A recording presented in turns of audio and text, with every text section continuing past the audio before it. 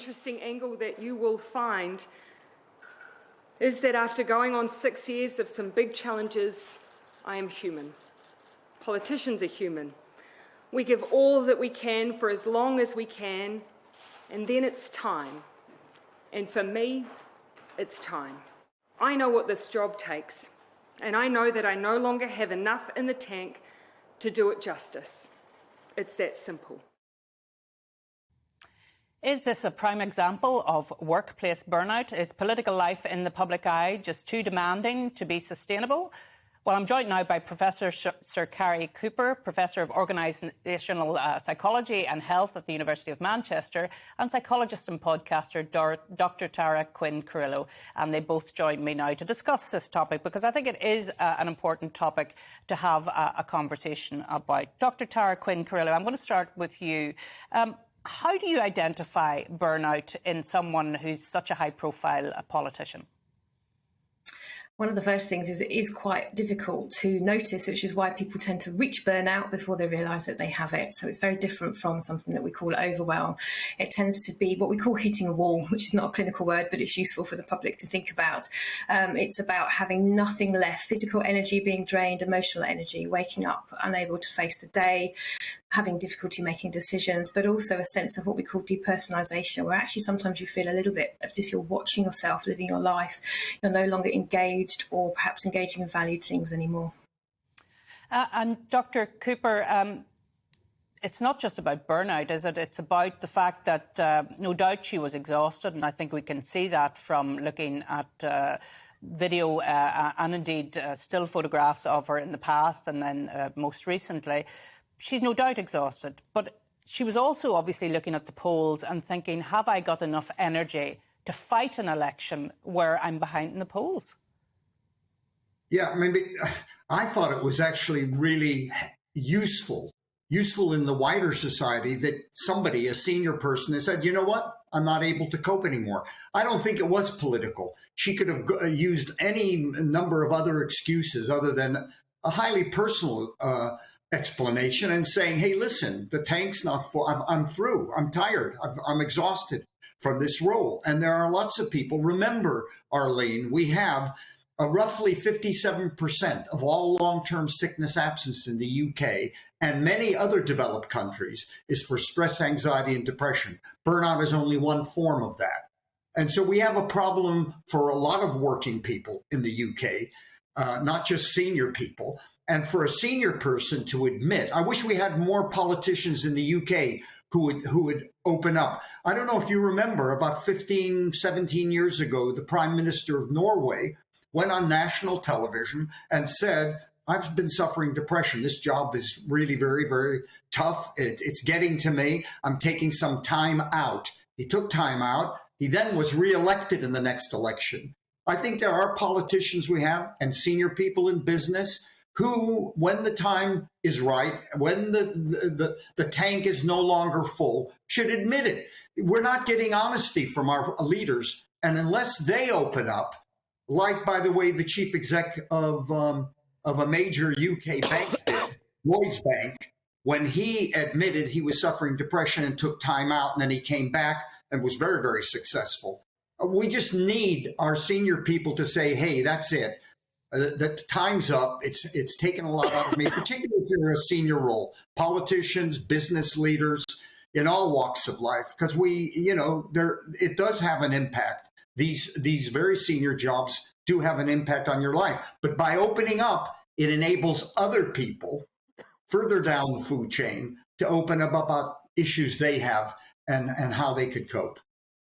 I thought it was very telling, excuse me, coughing here, from Dr. Tara, that she said, I am human, politicians are human. It's quite something that a senior politician has to say, politicians are human, isn't it? Absolutely, just reminding us that there is a person behind the job that we do. So when we think of burnout, burnout is in relation to work and demands. And I think actually just as we were saying before, it's really important that people start to talk about this more and more. And off the back of the pandemic, there's a lot of research coming out now saying that rates of burnout are on the rise. So many of us have had to redefine our lives overnight. Work demands have increased, but there can be this misconception that, working at home is easy, for example, but also coming back to your point just then, that people that are in positions of power, people that we see on our television screen, politicians, that actually we can forget there's a person behind there and a person that needs to function in a healthy way. And I'm going to talk about social media in just a minute, Tara, but I read an interesting article over the weekend which was basically making the point that why are we pretending that our female leaders are exactly the same as our male leaders? And actually, they have often different priorities. Their lives are different. Why are we pretending they're the same? Do you think being a female leader was part of her stepping away, or do you think this could easily have happened to be a male? I think what psychologists do, we need to formulate. So we can't speak for her individual situation unless she shares that with us. And psychologists, we're very careful not to just go on what we read in the media. But from the research, which is what we're going to go back to, we do know that women can be, in certain situations, more likely than men. And that is if they are raising families, for example, and do have a proportion of the childcare as well as their job, we do have to factor those things in. But we need to also be very cautious in terms of when we're looking at a Prime Minister facing burnout, what those individual factors are, but also considering what might be there in terms of sex. And Professor Cooper, do you have a view on that? Because not only was she a female leader, she was quite a young leader when she came to the job. She's only 37.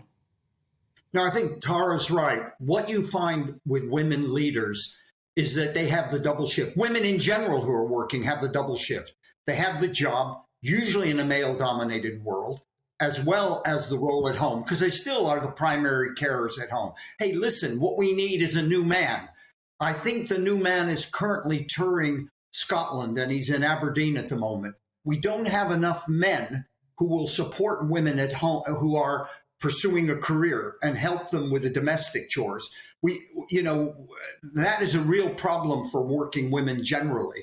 So we need to sort that out. But I don't think it's the fact that she was necessarily a woman, other than the fact, because I think this will happen with men, other than women are much more honest, have more EQ, emotional intelligence, and are prepared to open up. Just men, there may be men currently in the current UK government, I'm sure there are, who are suffering burnout themselves. And if they're not, they should be. And will we get them to admit it? In a million years, you won't get them to admit it. Yeah, but she was prepared to admit it. And that's because she's a woman, much more able to talk about her feelings than you get most men. Yeah, and obviously I would say this, wouldn't I? But women are more empathetic to how their feelings reflect on what they're doing. We have some stills, I think, of Barack Obama when he went into office and when he left office.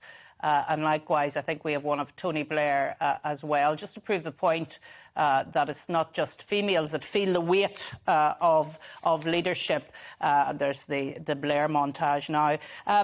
I just wanted to briefly, and finally with both of you, perhaps coming to you first, Tara, to mention the role of social media and the pressure that brings on female leaders in politics, but also in business and throughout society. This, everybody wants to look perfect. They want to appear that they can do it all. That extra pressure that comes on our leaders nowadays, rather than when Margaret Thatcher was around. Absolutely. I mean, look at us now. So on the basis of what we're reading, what we're digesting, whether it's on social media, through newspapers, we're talking about people in senior positions in politics, aren't we?